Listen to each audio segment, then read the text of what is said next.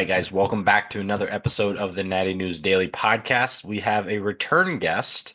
Last time we interviewed Mike, he was either just coming out of prep or in the depths of prep. I forget exactly where it was, but it was much more like athlete focused.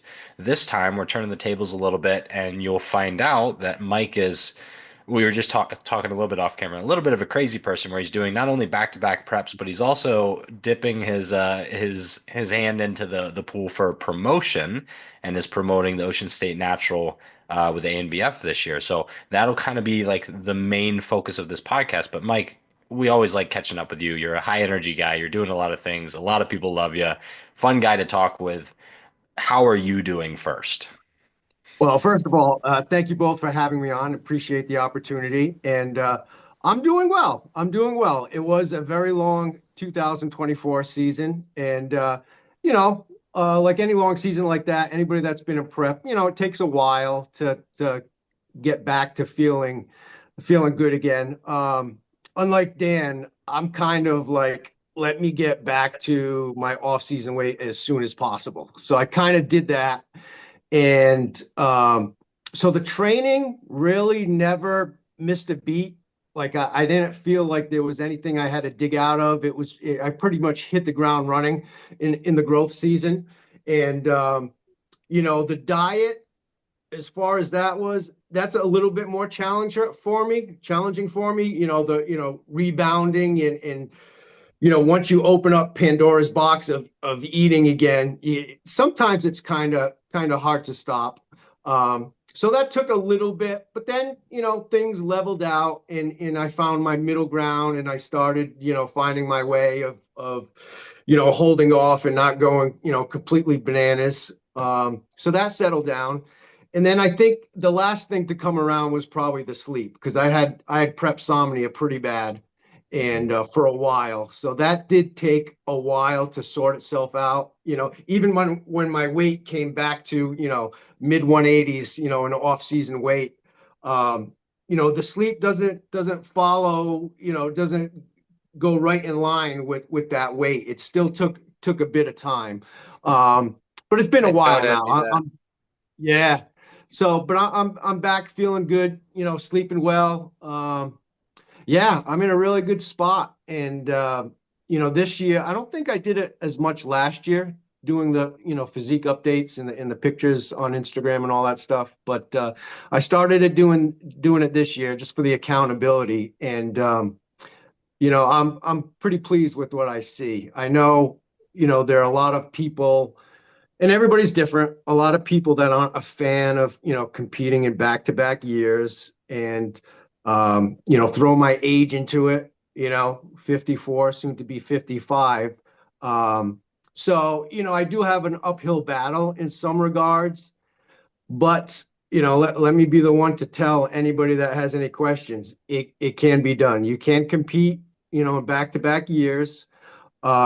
And you can do it at my age, because I'm seeing the progress, and I'm very excited for 2025. And like I said, it's not for everybody. Everybody has to find what works best for them. If you like competing, every 3 years, and you like to, stack those growth seasons on top of each other, that's fine. And if you love competing because you love to compete, and maybe, you got coaches that say, this might not be the optimal way to go, but if that's your passion, if that's what you love to do, and you don't mind, maybe not seeing the same growth as if you did it a different way, then hey, to each his own, So And let's not downplay your last season either, right? Like we didn't touch on it this episode, but it was from the spring all the way into the depths of fall, almost winter. And how many sure. total shows was it last year? So it's 10 total. Yeah. 10 Yeah. So total. not a small amount of shows and not a short window of time, right? So that No. itself was epic to watch happen. And then now you've turned it around this quickly and hopefully very successfully. So Yeah. yeah, I mean, you said uphill battle. I think that's the best way to put it for sure. I Yeah. don't think I could do it. I don't think I could do that season you did, but to Yeah. turn around and pull it back together as quickly as you did, I commend you for sure.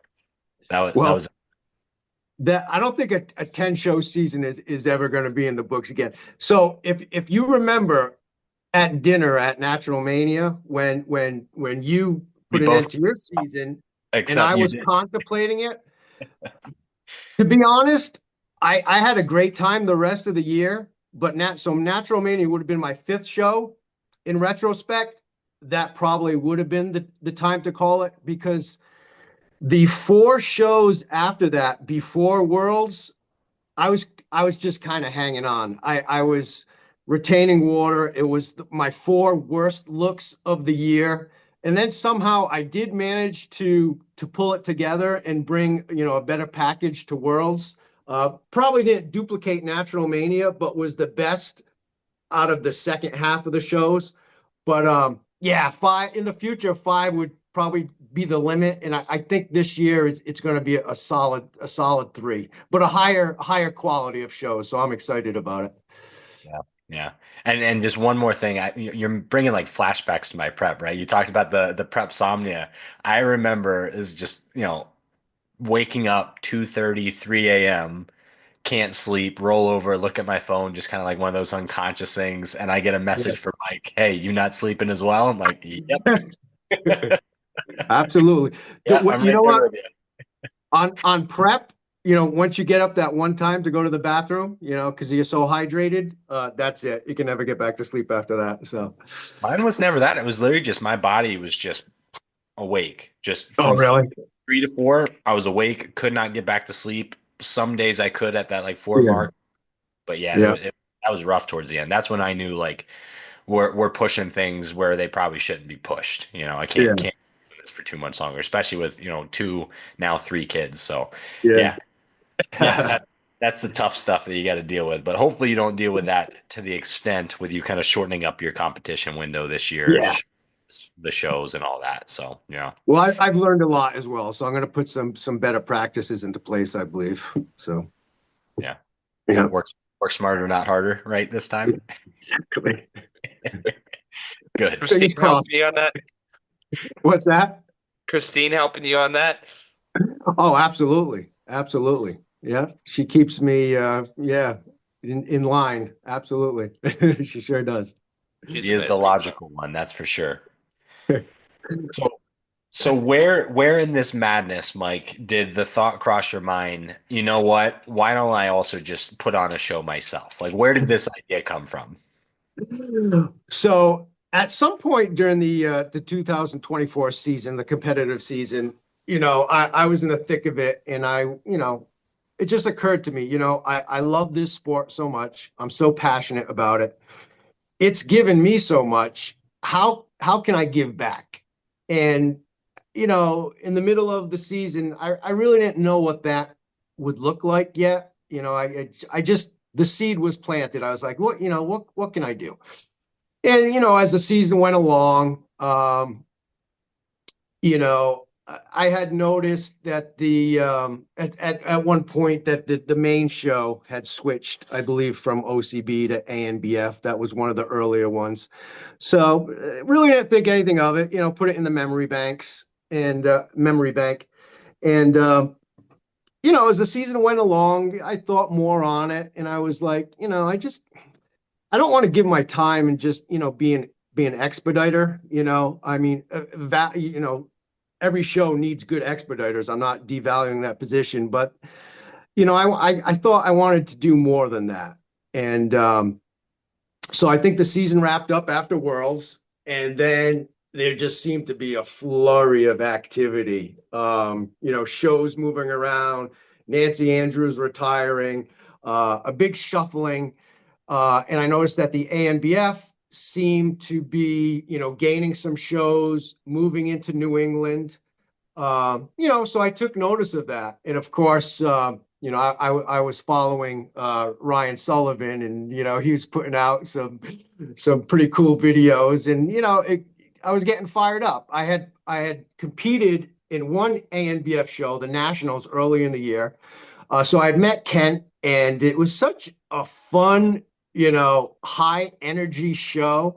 A little crazy, a lot of Jersey folk, but it was like one big family. And at the time I didn't know, it was going to turn into this, but I just thought this was cool.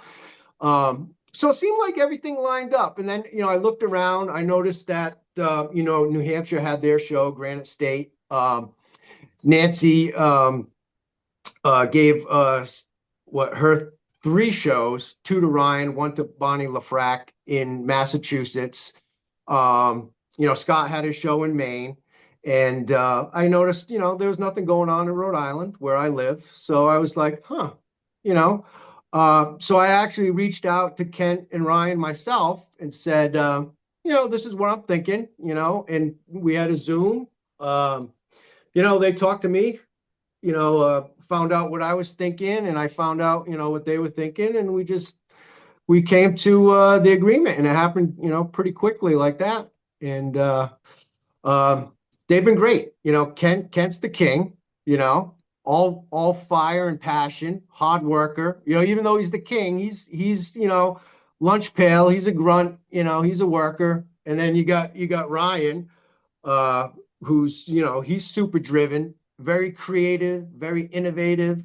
So tech savvy, and they helped me a bunch, and I'm pretty pleased. It seemed like a great fit. Mm-hmm. Yeah. So let's talk about the show specifically, right? Like what is this vision that you have for the Ocean State Natural? What can people expect out of the show for you? So the first thing we did, I came up with the name.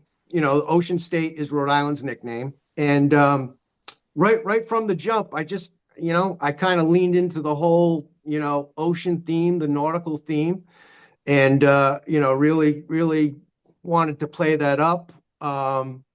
It was important to me as a first year show, and I know the ANBF moving into New England, another just like my competition season, it's kind of another big hill to climb. But I wanted a couple of things. I wanted to play off, the destination, the coast, historic Newport, the Narragansett Pier, to play along with the nautical theme, the ocean theme. And, I figured the best way to do that was to get, timing wise, like a warm weather month. And I know some of the, deep in the heart of the summer, I didn't know. I tried to middle it. I tried to get good weather, for the coast, for the beach, as a draw for the show, but kind of be at the end where it's kind of a feeder into the fall season, a springboard into the, the fall season and the pro shows and the better shows. So I tried to, get the best of both worlds as far as that goes. So yeah, as far as venue wise, it's going to be held in North Kingstown, Rhode Island. That's actually the town that I live in. And I didn't do it for that specific reason. It kind of fell into place that way. I wanted to be close to Newport because I know a lot of people that aren't familiar with Rhode Island, they've heard of Newport. And, in the summertime, I figured, hey, we'll do the show and then we can spend the rest of the weekend, in Newport on the coast, on the beach, whatever. So the event is going to be in North Kingstown, which is about 15 minutes from Newport and 15 minutes from Narragansett. There were 3 high schools in play, and it shook out that North Kingstown, seemed to be the best all the way around. And it's a big school. It's a nice school. I think there are like 1,400 students enrolled, so it's a good size, great stage, nice solid high school. And you got to put everything in context.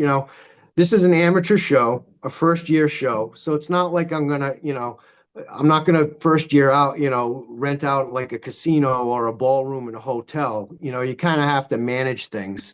But of course I toured it, and the lighting looked solid.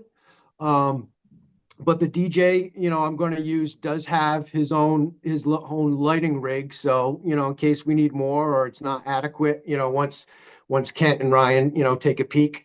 Then we have backup. So, yeah, so I'm happy with the venue. The one thing I did have to, and I'm still trying to get used to.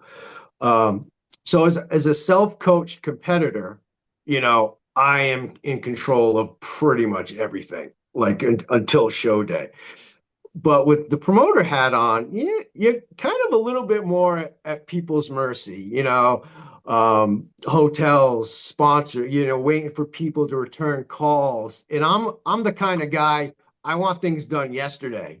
And not everybody's, on the same urgency plane as I am, In a lot of the venues, the hotels, they see that your date is in August. Oh, we got all kinds of time, so they're not thinking that they have to. But it's brick upon brick upon brick. I want to know the venue to lock in, to create a poster, which we did, and so it's all that type of stuff. So I'm still learning how to manage like that side of it, and dealing with other people and the communication and all that stuff. So big learning curve. Yeah, even just in like our work with Natty News or like other organizations, like I think that mentality you have, Mike, is definitely a Northeast thing. Like we move fast, we want things done Yeah, now, and like I want an answer like 2 business days. But yeah, yeah, everywhere, even within the U.S., but especially international, it's like I'm waiting like 2 weeks to get a response to an email. And I'm just sitting here like checking, refreshing, refreshing. Like, come yeah, on, I'm yeah, dying. yeah, But yeah, so you got the venue locked, you've got the DJ yeah. locked, and here's the thing that like you're coming as an experienced athlete. You've competed Mm, across many different federations, many sure. different venues. You've seen a lot of it, right? So Yeah. one would expect that you kind of take that wisdom with you when you're promoting your own show. So what are some of those things? Like you already mentioned the lighting, and that's something like Dan will Mm, harp on lighting for an hour if we allow him yeah, to. yeah, That's yeah, something you already kind of brought up because you got to get it right, right? Like that's the first criticism everyone always brings up. yep, Like, oh, crash, couldn't see the conditioning, everyone was washed out, whatever. What absolutely. aspects are you kind of bringing to the show from your experience as an athlete? Gotcha.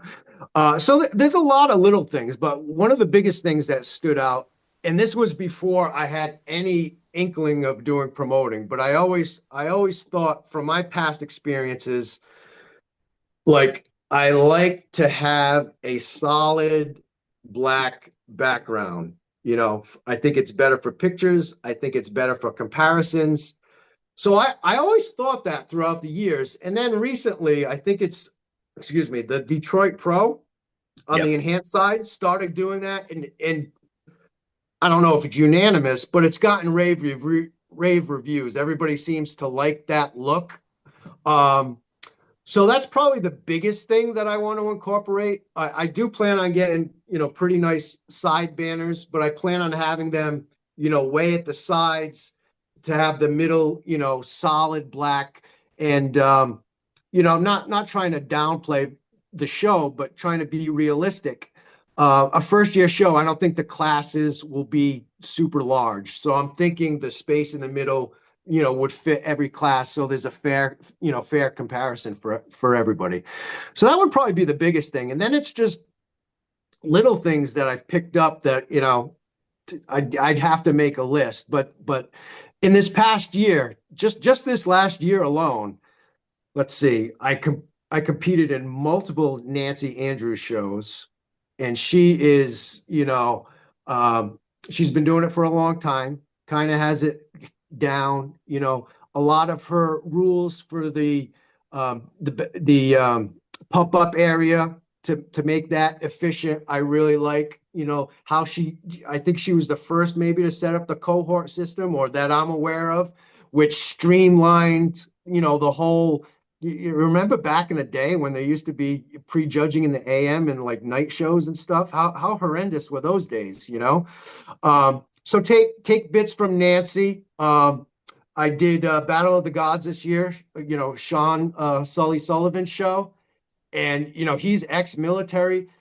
His show was literally planned out down to the second. I don't know how he pulled that off, but um, the logistics, that I saw him incorporate, the swag, I don't, his show had some pretty outstanding, backpack. And I don't know if I'm going to be at that level, but I know that kind of, I know what competitors like, and that would ultimately be the goal.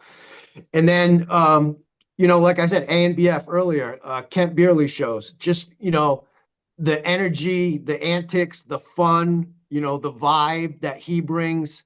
So, you get bits and pieces from all the promoters that, you like doing their shows. And then, you know, hopefully I'll have my own little wrinkles and my own little, Mike Ventura forgedisms, incorporated and I think it should be something pretty cool.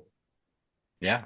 No, I like it. And I believe, is there a trident that you're giving out to your overall winner, right? Like Ah, people talk about swords, they talk about hammers, stuff like that. Did I see a trident with the ocean theme? gotcha. So, yeah, so there's going to be a couple of tridents. I don't plan on getting, a cheapy trident. So that's why there's only going to be two because they're probably going to be pretty pricey. So I figured, out of all the classes, not class specific, but the best male and the best female, regardless of class, will be crowned, Mr. and Ms. Ocean State, and each of them will get a legit, real life size trident. Yeah. That's So, sick. That's sick. yeah. I only like that's awesome. I also think like Phil won a katana or like a sword up in Ontario, and then it's like, all right, now you got to get that across a border. So it's like Yeah. hopefully like hopefully that flies if you get some international athletes coming across. Like they I don't have got to mine across, that so baggage. Sir, just what are you doing So, with a sword? What are you doing with a trident? Like, I know.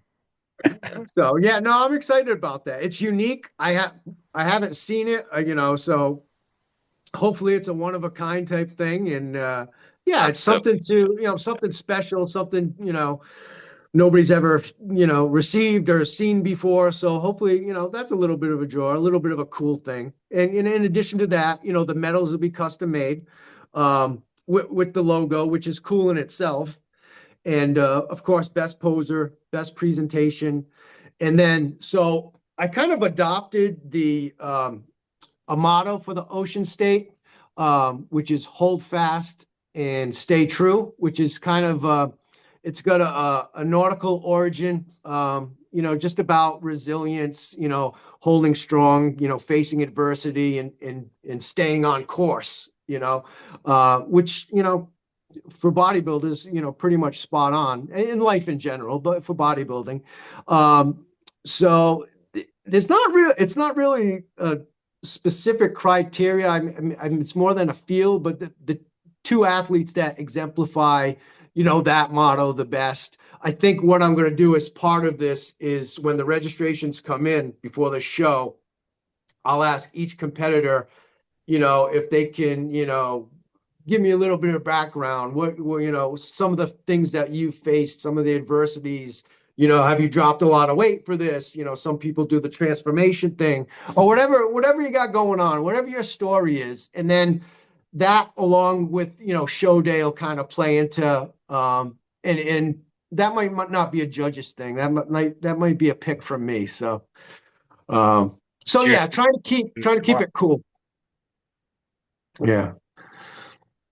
So, I mean, it sounds like you're doing everything you can to give back to the athletes, which if anyone knows you, that's you regardless of if you're promoting, right? Like you're the guy that's liking everyone's stories, sharing everyone's stories, commenting, always positive. So it Absolutely. only makes sense that that's what we could expect out of, a promotion that you're putting on as well. Yeah, absolutely. And I think another reason, in addition to what I've already mentioned, that I, gravitated to the ANBF and why it's such a good fit is, what we are just talking about, athlete first. And, I'm not going to, talk badly of any other organizations, but a lot of them, they say athlete first and they do mean it in a certain regard, but the bigger organizations, have a lot of rules and a lot of restrictions that kind of are counter to that. So even though they have good intentions, they might have good swag, they have a good, show presentation and everything else that goes along with it. They do have the restrictions and the rules that are, kind of counterproductive to the whole athlete first thing. So I think the ANBF really blends those two worlds where, we bring quality shows and we're much less restrictive, with our rules, which truly makes it an athlete first, situation. So it's a good fit for me because rules are good, but if they make sense, you know what I mean? And some of them, kind of don't make sense to me, which is, it's okay, to disagree. I've competed with them, so it's not like, I stay away because of those. It's just, these are, this federation is more in line with my views, I guess, is what I'm saying. Yeah, and we talked about that in our podcast with Aaron, right? Like, similar promoter, Washington State transferred over from a different federation, but not even just that federation, lots of them, right? There are lots of different things, and you can pick and choose good and bad about pretty much every federation, and Sure. you just have to line up with like what do I prioritize and what draws me in, and Mm. talk like Kent. Kent is that exact example, right? Like similar to yourself, the dude competes everywhere and he wants his people to compete everywhere, Yeah, right? Like he's showing up on every stage he possibly can. And I view that as a positive. There are other people that would argue, absolutely. right? They want loyalty to one specific federation, but you can't tell me if, the head or a big athlete in one federation goes and cleans house elsewhere, that it doesn't look good for you, right? To come home and say like, this is what I can do, this is what our athletes can do. I Yeah. think that's, always a positive. Absolutely. Being inclusive and having a choice to me is never a bad way to go. It's a good way to go. And speaking of like less restrictions and different rules, one of the things that I really like about the ANBF, which is kind of specific to me, it's kind of near and dear to me, is the whole rule that, okay, if there's 5 in a class, okay, the winner earns a pro card. If there's less than 5, if the judges vote and deem, the top athlete worthy, they can still award the pro card, which is, I think that should be the standard. And just to be clear to the audience, that doesn't mean it's an easier pro card.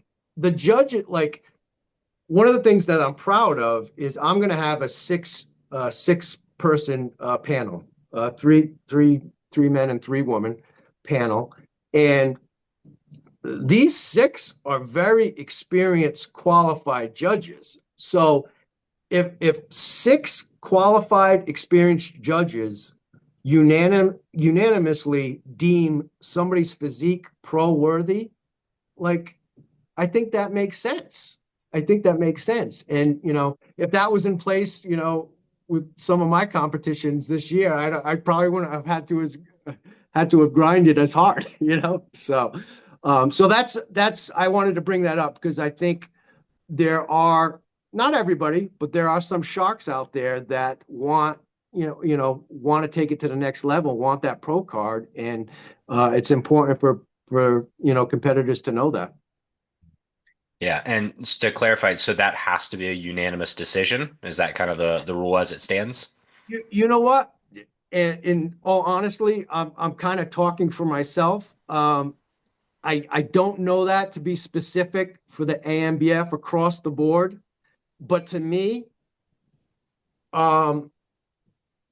if I'll talk to Kent ahead of time, but if it shows specific, I think it should be unanimous. I don't want to be giving out pro cards, like candy, and for borderline cases. It's got to be no doubt about it. Wow, this is a pro. Because nothing has been ever given to me, and I don't no, I don't want to be a show known for, oh, let's go do that show because it's easy. No, I don't want that. I want it to be fair. If you're worthy, you're worthy. If you're not, you try next time. That we've all done it. We've all been there, right? So, yeah. So I don't want to speak for Kent or Ryan. I don't know if that's an official ANBF stance, but for my show, if I have any say, I'd like for it to be a unanimous thing. Yeah. I mean, we've seen some top athletes, yourself included. I think of like Rob Tarnazzi last year, missed out on a pro card because of numbers. And Mm, it's out of the athlete's control, right? So you don't want them playing that number game because that yeah, honestly hurts the shows too. If they know, like, I'd love to go do that show, but their turnout the last 3 years haven't been like, yeah, viable enough to turn a pro card, then you're starting to play mind games with yourself where you'd rather just show up with your best self and let the judges determine, am I worthy of the next stage or not? At least in my opinion. I don't know, Dan, if this is kind of like an ongoing topic, I feel like within the industry. Like, should we do this? Should we not? Certain federations have higher numbers than others. ANBF, obviously, I don't want to call it like a loophole, but they have like the alternate route, if you will. UKDFBA, I think, does the same. What are your thoughts, Dan? I'm inclined to agree that I like that, regardless of numbers, that you can kind of override that. In very like Mike said, in very justified cases where it's obvious that okay, this is a pro level physique. That way, a yeah, guy can go into a show, not have to worry about, oh, am I going to have enough guys showing up? Or, what's the competitor count? And constantly nagging the promoter about it. Like, I kind of like that. It's like, yeah. yeah, if I show up and I'm pro worthy, I will turn pro. So, And it's awkward too, because I was in that position, but I never wanted to email the promoter, hey, what's your current number? I'm only going to do the show if it's like I never did that. I wouldn't feel right doing that. And I know a lot of the promoters, on the other end, feel the same. They're uncomfortable giving out that information and they kind of, because they want, it is a business as well. And they want the numbers. So, um, but Mhm. one thing, talking about pros, one other thing I'd like to bring up is, so my show is an amateur show, but it's an ANBF, pro qualifier. Um, and so in essence, it's a Mr. America pro qualifier. And in addition to that, I know James, you being involved with the DFBA, I know in future shows, it's once you're established, it's going to be more of an invitation only Mhm. thing. But it's my understanding that this year, just for this year, that the shows will be DFBA, pro international qualifiers as well. Is that Yeah, your so understanding? yeah, on the amateur side especially, the amateur is open for the Monster Mash, which would be the DFBA championship for this year. So we Yep. want as many amateurs as possible. It'll be a super pro qualifier, I'm sure, just based on numbers. Yep. Um, but yeah, for the pro side of things, right now it's looking like you got to kind of like prove what you're doing, and we want a lot of people to have a positive experience, and you can't really Mhm. limit the total number of athletes that are able to go to a show in the first year until Yeah. you've proven that it's something that they really want to fight for, right? Yeah. So yeah, for this first year, not 100% confirmed yet, but it's looking like it would be, you still have to qualify, but Sure. kind of a little bit more leniency on the invitational only side of things. So yeah, Gotcha. individuals Burn Pro within the ANBF would have the opportunity to compete within the specific ANBF, DFBA qualified shows, and go on from there. Nice. Cool. Mhm. Yeah. So, yeah. So, trying to think of what else I wanted to get out there. where can people Um, fly into if they're coming there? What would you recommend? Boston? Oh, no, so it would be Providence, PVD. Providence. It's actually in Warwick, but that would be the closest airport. I don't know if I'd get any travelers this year, but that at some point that would be fantastic. So yeah, Providence, PVD, much closer, much less of a hassle than dealing with Boston. Just makes total sense. Yep. Hey, you never know. This podcast might reach the right person. They're looking to get Yeah. qualified for some of these other shows. They like what the ANBF is doing. You never know who's going to show up. Yeah. Um, I'll we take it. Yeah, yeah, yeah. And we know there's already at least one confirmed high quality athlete that you're gonna have on stage. So I'll be interested to see who else turns up for that show. Um, Yeah. hinting at Zach, who we've obviously already posted, and we know will probably be listening to this episode. So it'd be exciting to Sure. see you on stage for sure. Absolutely. Absolutely. I am I'm very pleased that somebody of Zach's quality, even though it's his debut show, the quality of his physique, he could have went to any show, and to choose his debut for mine, pretty cool. And yeah, and I've had conversations with a few others. I'm hopeful, a few other high quality, um, competitors that I'm hopeful will end up registering. But I got to keep there's more work to do on that front. But I got to remind myself that in all 10 of my shows, I think I used to register like 4 weeks out. So there's still a lot of time. There is, I still have the early bird pricing going. First 25 registrations will get a pretty cool Ocean State Natural pump cover, collab T-shirt.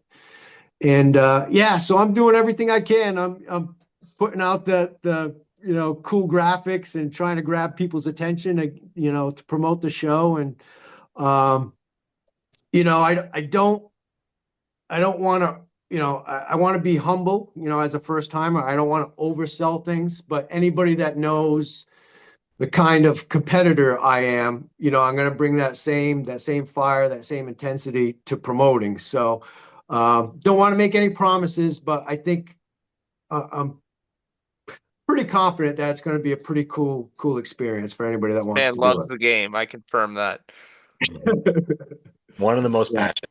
I mean, coming back to like Zach registering, I think that's a message from him to you that like he trusts what you're doing, and I think it's a message of like, your where you stand within the industry, as a person, right? Like people look to you, they like what you're doing, they respect what you're doing, they want to support you and they want to follow you because you do that for other people.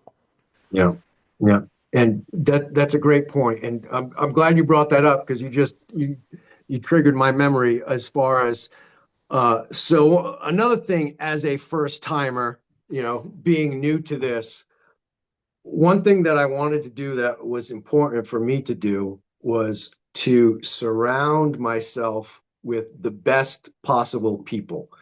Um, and I think that started out with Kent and Ryan, that they were already in place, but the partners of the show and the sponsors of the show, um, in my time in this sport, I've been fortunate to, establish some pretty awesome relationships. And, I don't know if people consider this a good or a bad thing, but like a lot of my partners, a lot of my sponsors are friends and people that I know, and people that want to support me and that I want to support back. And also, as a first timer, small amateur show, first time show, I'm not very comfortable. Hey, can you donate some money, and so I can, so a lot of, the friends and the support there's a kind of a lot of bartering going on this first year, because I'm still finding my way. But I think that's great. I get to promote and support the people's brands that I care about. And in exchange, they'll throw the athletes, a consultation, a posing session, this, that, the gear, the t-shirts that I'm getting from Pump Cover, pretty cool. Live Fierce Sups, they're gonna donate, their whey protein or pre-workout or whatever it is, for the class winners, stuff like that. So, I just feel very blessed, of the relationships that I've established over the years, the friendships, and I don't have any better group, and I'm surrounding myself with with the likes of you guys as well, and Natty News Daily, on the promotion end of things. So just very grateful and very blessed, and just love doing this, and love the people that are around me doing this with, with the journey. We're all on this journey together. So appreciate you guys. Yeah. Yeah, no, I mean you've been someone that we've been close with, on the personal side well before it was a business thing or the smart thing Yeah. to do. It's just like you said, like we like to support people who are passionate about the sport for the sport and that are in it for the right reasons. Sure. Um, you've never reached out asking us for anything. It's one of those where like, how can I help you guys, or how can I support you, or like, let's do this together, and we've had Yeah. other people that are, like, hey, can I get this collab, or hey, can you like post me? And it's like, you don't even follow us, right? Like you Yeah. don't support us, so why would we do that for you, right? It's never been that relationship with you. So I know I can speak for Dan and Leroy, where it's like, yeah, we want you to be successful because you're one of the people that are in the industry for the right reason. Yeah. Well, thank you. I appreciate that. Appreciate that. Yeah, Awesome. yeah. So August 23rd, right? Yes, Saturday, August 23rd, North Kingstown, Rhode Island. Very easy to follow on Instagram. I'm at ANBF Ocean State. And if you want to get in touch with me by email, very easy, ANBF Ocean State at gmail.com. And, I am not that other promoters aren't, but, being a first timer, being very hungry, really wanting this to do well. Um, Anybody can reach out to me with any question, any help, hotels in the area. I know a lot of promoters are busy, but literally anything that you can think of, what are the cool places to eat in your area? Because I'm from this area, I know the area. I'll give you, all the And you like tips. And no doubt, I'll probably be there with them. Um, but anything, there's no stupid questions, and any way that I can help, facilitate a great experience, I want to do that. We love that. Love that. Yeah. So, and for those that missed it the first time, you've got a special promotion going on. First 25 athletes that register for that show get some sponsored apparel. Yep. Yeah, yeah. So maybe incentivize people to kind of not sit on the fence and get some extra stuff out of it if they know they're going to compete anyway. Absolutely. And that early bird pricing's in effect.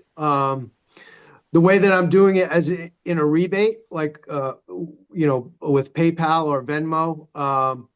Because with the order form, they're going back and forth with pricing, kind of created some issues. So, but I'll get that money back to the athlete, no doubt. So, save some money. Get a free T-shirt, which is pretty cool, pump cover, and it won't be this one. It'll have the pump cover logo, the Ocean State Trident logo, and the pump cover message on the back. In a blue color, our show colors. It'll look pretty sweet. And yeah, chance to win a Trident. That's pretty sick. So, yeah. And enjoy the beach right after, right? Like you said, it kind of is a destination. There's lots of shows everywhere, but I know a lot of people kind of plan that around, like, what are we going to do the weekend after? Yeah. So yeah, the water should be the warmest it's going to be in August. It's not going to be super warm because it's the Northeast, but Yeah. it'll be the best it's. Absolutely.